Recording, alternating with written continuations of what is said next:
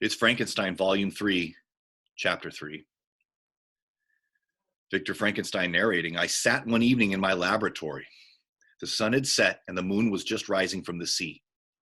I had not sufficient light for my employment, and I remained idle, in a pause of consideration of whether I should leave my labor for the night or hasten its conclusion by an unremitting attention to it.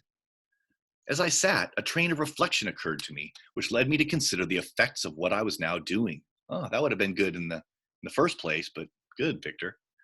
3 years before, I was engaged in the same manner and had created a fiend whose unparalleled barbarity had desolated my heart and filled it forever with the bitterest remorse. I was now about to form another being, of whose dispositions I was alike ignorant. She might become 10,000 times more malignant than her mate, and delight for its own sake in murder and wretchedness. He had sworn to quit the neighborhood of man and hide himself in deserts, but she had not. And she, who in all probability was to become a thinking and reasoning animal, might refuse to comply with a compact made before her creation. They might even hate each other.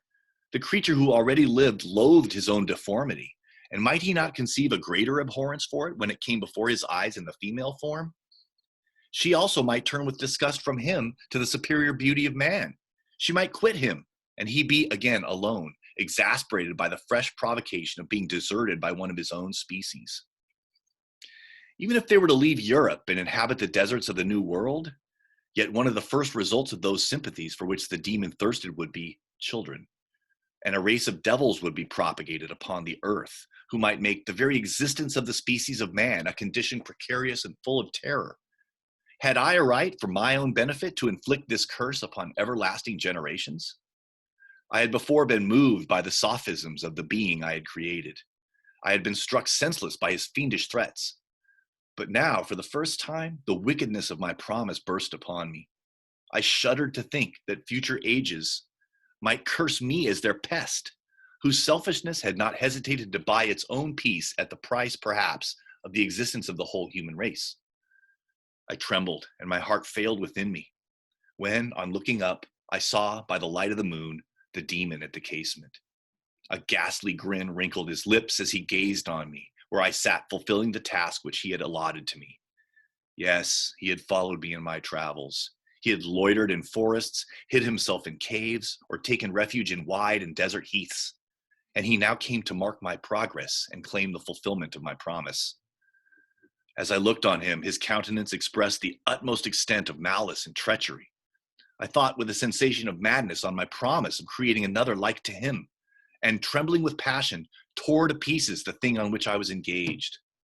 The wretch saw me destroy the creature on whose future existence he depended for happiness, and with a howl of devilish despair and revenge, withdrew. He tears the female creation back into the pieces from which it came. I left the room, and locking the door, made a solemn vow in my own heart never to resume my labors. And then with trembling steps, I sought my own apartment. I was alone. None were near me to dissipate the gloom and relieve me from the sickening oppression of the most terrible reveries. Several hours passed, and I remained near my window, gazing on the sea. It was almost motionless, for the winds were hushed, and all nature reposed under the eye of the quiet moon. A few fishing vessels alone specked the water, and now and then the gentle breeze wafted the sound of voices as the fishermen called to one another. I felt the silence, although I was hardly conscious of its extreme profundity, until my ear was suddenly arrested by the paddling of oars near the shore, and a person landed close to my house. In a few minutes after, I heard the creaking of my door, as if someone endeavored to open it softly. I trembled from head to foot. I felt a presentiment of who it was, and wished to rouse one of the peasants who dwelt in a cottage not far from mine. But I was overcome by a sensation of helplessness, so often felt in frightful dreams, when you in vain endeavor to fly from an impending danger, and was rooted to the spot. Presently, I heard the sound of footsteps along the passage. The door opened, and the wretch whom I dreaded appeared. Shutting the door, he approached me and said in a smothered voice, "You have destroyed the work which you began. What is it that you intend? Do you dare to break your promise? I have endured toil and misery. I left Switzerland with you. I crept along the shores of the Rhine, among its willow islands and over the summits of its hills. I have dwelt many months in the heaths of England and among the deserts of Scotland. I have endured incalculable fatigue and cold and hunger. Do you dare destroy my hopes?" Begone, Frankenstein says. I do break my promise. Never will I create another like yourself, equal in deformity and wickedness. Slave, I before reasoned with you, but you approved yourself unworthy of my condescension. Remember that I have power. You believe yourself miserable, but I can make you so wretched that the light of day will be hateful to you. You are my creator, but I am your master. Obey. The hour of my weakness is past, and the period of your power has arrived. Your threats cannot move me to do an act of wickedness, but they confirm in me a resolution of not creating you a companion in vice. Shall I, in cool blood, set loose upon the earth a demon whose delight is in death and wretchedness? Begone, I am firm, and your words will only exasperate my rage, Frankenstein says. The monster saw my determination in my face and gnashed his teeth in the impotence of anger.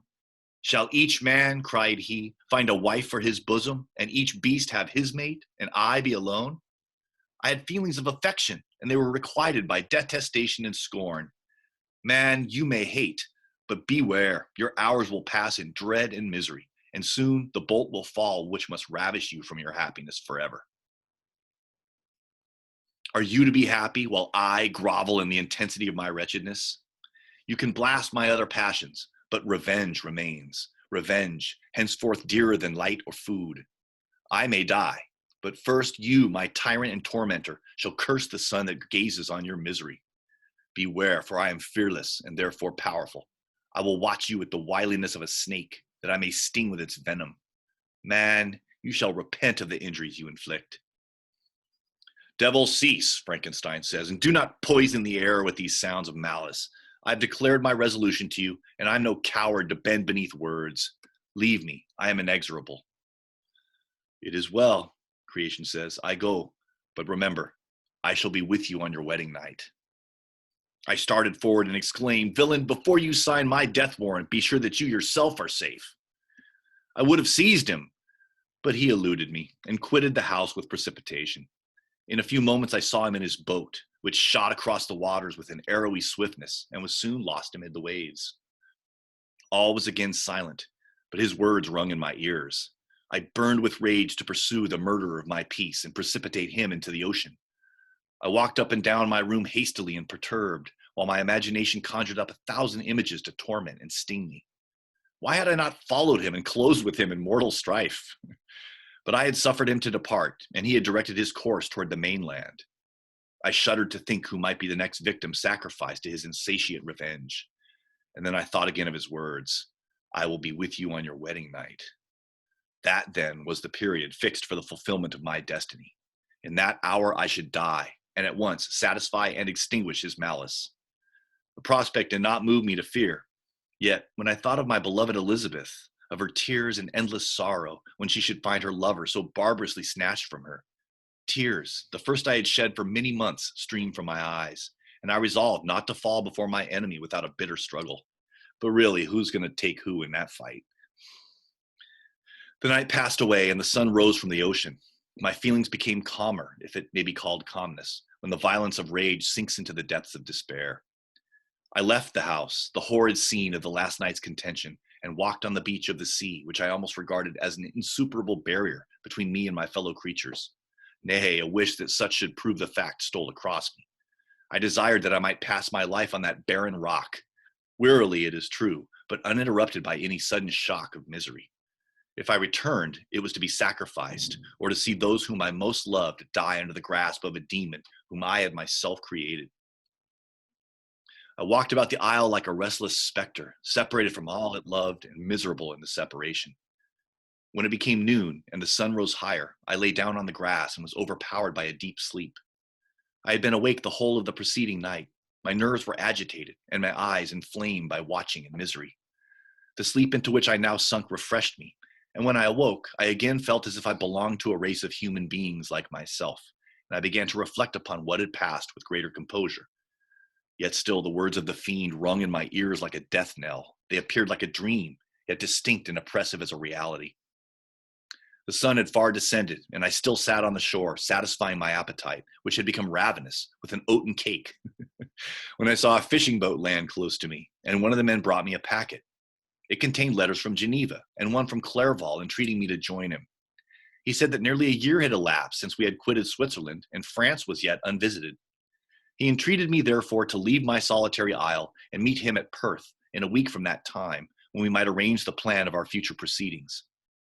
This letter in a degree recalled me to life, and I determined to quit my island at the expiration of 2 days.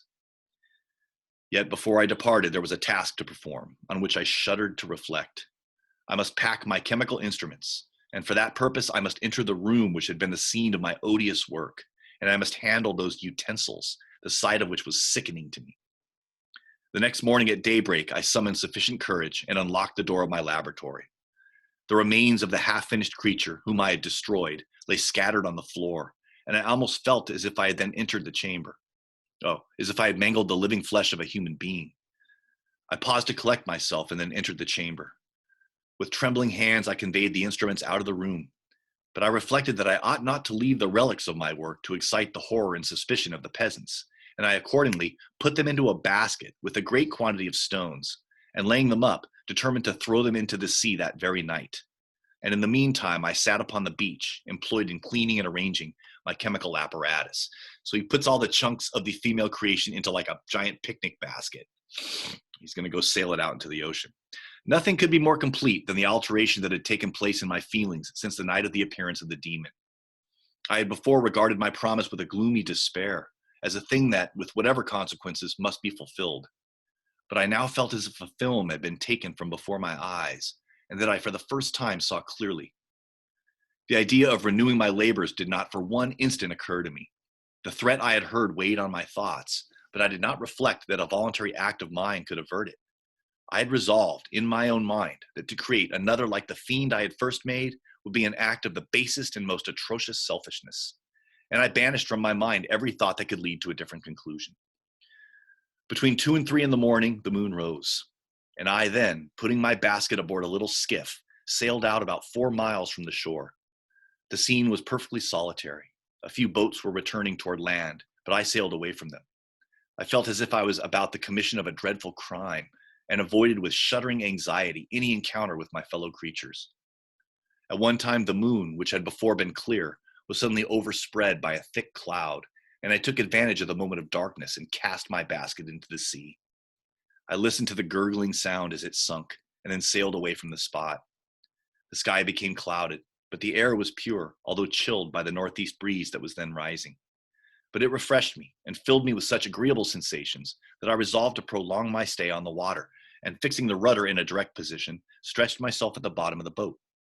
Clouds hid the moon, everything was obscure, and I heard only the sound of the boat as its keel cut through the waves. The murmur lulled me, and in a short time, I slept soundly. I do not know how long I remained in this situation, but when I awoke, I found that the sun had already mounted considerably. The wind was high, and the waves continually threatened the safety of my little skiff. I found that the wind was northeast, and must have driven me far from the coast from which I had embarked. I endeavored to change my course, but quickly found that if I again made the attempt, the boat would be instantly filled with water. Thus situated, my only resource was to drive before the wind. I confess that I felt a few sensations of terror. I had no compass with me, and was so little acquainted with the geography of this part of the world that the sun was of little benefit to me. I might be driven into the wide Atlantic and feel all the tortures of starvation, or be swallowed up in the immeasurable waters that roared and buffeted around me. I had already been out many hours and felt the torment of a burning thirst, a prelude to my other sufferings. I looked on the heavens, which were covered by clouds that flew before the wind, only to be replaced by others. I looked upon the sea. It was to be my grave. "Fiend," I exclaimed, "your task is already fulfilled." I thought of Elizabeth, of my father, and of Clerval, and sunk into a reverie so despairing and frightful that even now, when the scene is on the point of closing before me forever, I shudder to reflect on it. Some hours passed thus, but by degrees, as the sun declined toward the horizon, the wind died away into a gentle breeze, and the sea became free from breakers. But these gave place to a heavy swell. I felt sick and hardly able to hold the rudder, when suddenly I saw a line of high land toward the south. Almost spent as I was by fatigue and the dreadful suspense I endured for several hours, this sudden certainty of life rushed like a flood of warm joy to my heart, and tears gushed from my eyes. How mutable are our feelings, and how strange is that clinging love we have of life, even in the excess of misery. I constructed another sail with a part of my dress and eagerly steered my course toward the land. It had a wild and rocky appearance, but as I approached nearer, I easily perceived the traces of cultivation, farming. I saw vessels near the shore and found myself suddenly transported back to the neighborhood of civilized man. I eagerly traced the windings of the land and hailed a steeple, which I at length saw issuing from behind a small promontory. As I was in a state of extreme debility, I resolved to sail directly toward the town as a place where I could most easily procure nourishment. Fortunately, I had money with me. As I returned to promontory, I perceived a small, neat town and a good harbor, which I entered, my heart bounding with joy at my unexpected escape. As I was occupied in fixing the boat and arranging the sails, several people crowded toward the spot. They seemed very much surprised at my appearance, but instead of offering me any assistance, whispered together with gestures that at any other time might have produced in me a slight sensation of alarm. As it was, I merely remarked that they spoke English, and I therefore addressed them in that language.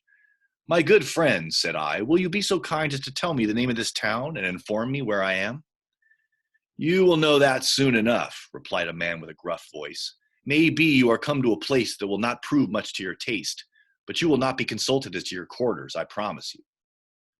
I was exceedingly surprised on receiving so rude an answer from a stranger, and I was also disconcerted on perceiving the frowning and angry countenances of his companions.